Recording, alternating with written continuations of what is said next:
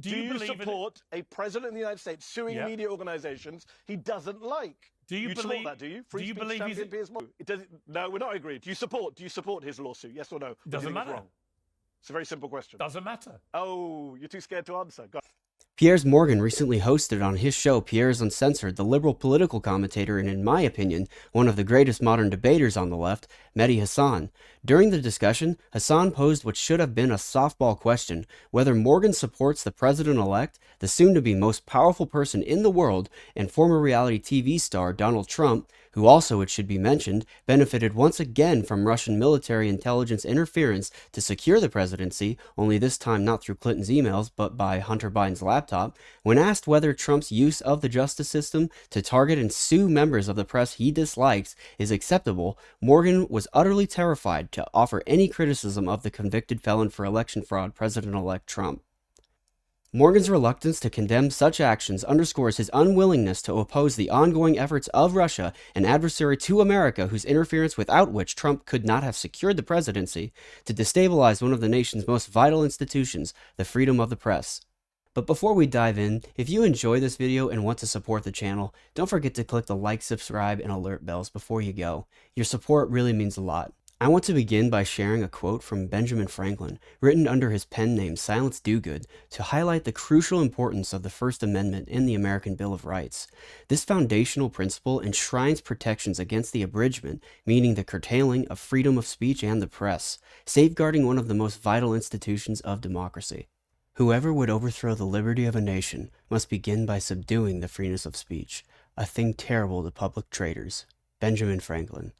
Keep this quote in mind as we watch this clip together of Mehdi on Morgan's show. Do you support Donald Trump suing a pollster because he doesn't like a poll result? I think Donald Trump. This is insane, Piers. I thought you were a free speech champion, who he likes. but now you're rolling over for Trump as well. Donald Trump can sue who he likes. Do you support it? Is my question. Do you support a president of the United States suing media organizations he doesn't like? Do you believe support that? Do you? Free speech champion Piers Morgan. Do you believe he has a right to? So you're rolling over like Mark Zuckerberg as well. Wow, do you believe he has a right to sue people? For Donald Trump. Does he have a right to sue people?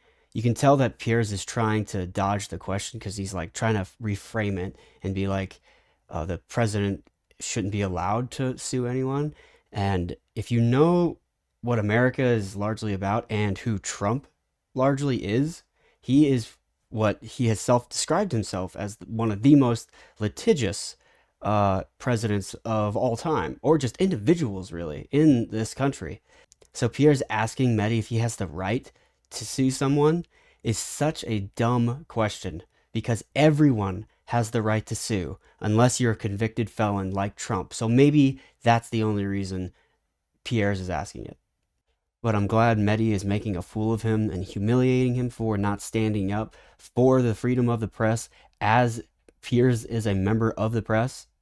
So it might seem futile when people like Mehdi or others on the left humiliate those on the right for their shameless deference to Trump and his destabilizing actions, such as using presidential power to sue journalists, actions that undermine the widely accepted values that Americans typically held dear, as it only seems to empower them further. But it doesn't. And in my opinion, calling out and shaming the shameless is not only justified, but necessary, because it exposes the truth that these individuals on the right, who refuse to stand up for what is right when the country needs them to, who are hypocrites for saying they are defenders of freedom, but actually support their leader who is removing freedom, they're complicit in the very destabilization of the country by failing to stand up for American values and prioritizing power and party over principle. By failing to defend the values that strengthen the nation, they lay bare for everyone to see their willingness to sacrifice the country's stability for their own pursuit of power, weakening it in the process. So I think if they are going to be openly brazen in their shamelessness, then why not shine a bright spotlight on them so everyone can see them for who they really are? That's just my take. Of course he has a right to, but is he right to? Then we're agreed. Is he right to? Is a then question we're agreed. You're dodging. Then we're agreed. No, it doesn't. No, we're not agreed. Do you support his lawsuit? Yes or no? Doesn't matter. Wrong? It's a very simple question. Doesn't matter. Oh, you're too scared to answer. Got it. No, Donald Trump sues people all the time. Yes, he is right to too sue the scared to pollster. answer. And do you agree with it? You have strong views, Piers, but you're not telling me to. Let's get to your strong. Let's get to your. Like Mark Zuckerberg. Let's get to your strong views, Mehdi. Oh yeah, let's change the subject. No, so I think you've forgotten whose show it is. Oh, see, Mehdi's, that's why he's excellent. He's like, oh, let's change the subject. He pinpoints it right there. It's so weak. They have to have absolute control. Piers has to have absolute control over the setting. You know, it's not an on equal footing. Question. Do you support Donald Trump's lawsuit? It's not your show. Do you support Donald Trump's lawsuit? It's not your show. I'm asking you the questions. All right. Well, everyone can see that you don't want to answer the question. They can. They can see that I want to ask you questions, not have you pepper me with questions. Benjamin Franklin, one of the framers of the United States Constitution, recognized the vital role free speech plays in safeguarding a nation's liberty. Suppressing speech and the press is often the first step toward authoritarian control, as it eliminates accountability and stifles dissent, a pattern that history has repeatedly confirmed. At the time of the American Revolution wherein lived Franklin, Great Britain was governed as a monarchy with significant centralized authority, a form of government the framers, including Franklin, condemned as tyrannical in the Declaration of Independence. This sharply contrasts with its modern status as a constitutional monarchy and parliamentary democracy. Piers Morgan, a political commentator and citizen of this constitutional monarchy and parliamentary democracy of Great Britain, which is currently under the rule of King Charles III, Morgan, who was also notably a participant in the 2008 season of Donald Trump's reality TV show The Apprentice, has failed to condemn the latest instance of the reality TV star turned president-elect attacking the press.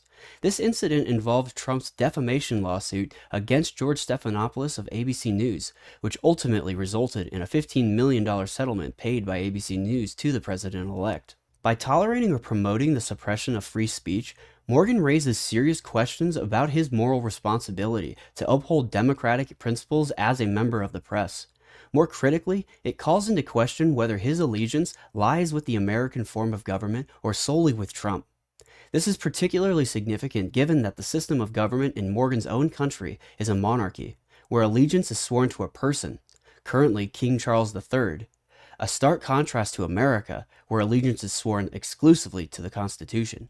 One of the most famous figures in British history, Winston Churchill, famously paraphrased Spanish philosopher and writer George Santayana, saying, "Those who fail to learn from history are doomed to repeat it." So here are some historical examples of leaders suppressing speech and its terrible consequences. In the 20th century, authoritarian regimes demonstrated how silencing dissent is a precursor to consolidating power. In Benito Mussolini's Italy, press freedom was restricted through laws like the Press Law of 1925, which allowed his government to shut down opposition newspapers. This suppression of dissent enabled Mussolini to solidify his dictatorship. In Adolf Hitler's Germany, upon gaining power, Hitler's regime enacted strict censorship laws, dissolved independent media outlets, and centralized communication under Joseph Goebbels' Ministry of Propaganda. Within just 53 days, the democratic Weimar Republic was dismantled, replaced by a totalitarian state where dissent was crushed and public perception was tightly controlled. In Joseph Stalin's Soviet Union, the Soviet government exercised strict control over the press and relied on propaganda to consolidate power. Independent speech was systematically suppressed, and dissenters were imprisoned, exiled, or executed. The Great Purge, Stalin's campaign of repression, killed over 1 million citizens. Central to this suppression was Stalin's use of the phrase "vrag naroda," which translates to "the enemy of the people," to vilify and eliminate opposition, which also happens to be a term that Donald Trump has notably used in his political campaigning against American journalists and ordinary American citizens since he began in 2016. The modern Chinese Communist Party has consistently controlled media and suppressed dissent over the 76 years of its continuous rule, from the violent crackdown on the Tiananmen Square protests in 1989 to the ongoing censorship of the internet via the Great Firewall. These measures prevent organized opposition and ensure the party's dominance. Political commentators like Piers Morgan hold significant influence over public opinion. Their failure to condemn the subjugation of the press and free speech undermines their moral obligation to promote truth, accountability, and democratic principles. Journalists serve as watchdogs, ensuring those in power are held accountable, but efforts to suppress their freedom erode this critical safeguard. By ignoring or excusing attacks on press freedom, commentators enable a climate where unchecked power can flourish. This contributes to the gradual erosion of democratic institutions and liberties, creating fertile ground for authoritarianism to take root. Franklin's wisdom reminds us that defending free speech is not just a moral duty, but a necessary act to preserve liberty itself. With the growing sycophancy toward Donald Trump by political commentators like Piers Morgan, who here fails to criticize the president-elect's blatant abridging of press freedom, even as Trump prepares to assume the role of the most powerful person in the world, it raises serious questions about Morgan's alignment with those who seek to, quote, overthrow the liberty of a nation, end quote, that is America the Beautiful. Although Piers cannot fully be considered a quote-unquote public traitor, as Benjamin Franklin would say, due to Morgan's non-citizen status, nevertheless, his influential platform, which reaches millions, is being weaponized to ideologically subvert the institutions Americans hold sacred, chiefly the protections of free speech enshrined in the very beginning of the Bill of Rights, and truths held to be self-evident by Americans that they stated in their Declaration of Independence from Morgan's tyrannical British monarchy. Whether his complicity with these destabilizing forces is inadvertent or deliberate, Piers plays a role in eroding the democratic principles that form the foundation of the United States. Exactly the type of destabilizing agent who KGB defector Yuri Bezmenov identifies in his lectures, which if you haven't watched, I highly recommend you check out. I'll provide a link to it in the description. In my previous video, which I will link at the end of this one, I identified other commentators on the political right, like Ben Shapiro and Matt Walsh, who are also acting as agents of destabilization like Piers is doing here.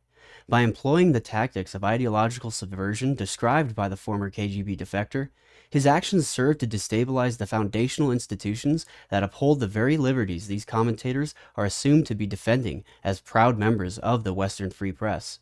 If you enjoyed this video, I encourage you to watch my previous one, where I dive deeper into the tactics of ideological subversion employed by America's adversaries to manipulate individuals like Piers Morgan, Ben Shapiro, and Matt Walsh.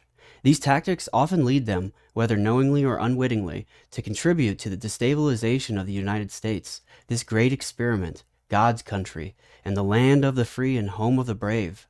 But let us never forget, freedom is never freely given. It must be fought for and fiercely defended against enemies, both foreign and domestic, even those who falsely claim the mantle of patriotism while aiding our adversaries. So, in this eternal struggle, stay vigilant, stay resolute, and always stand for the principles that define us, fellow freedom fighters.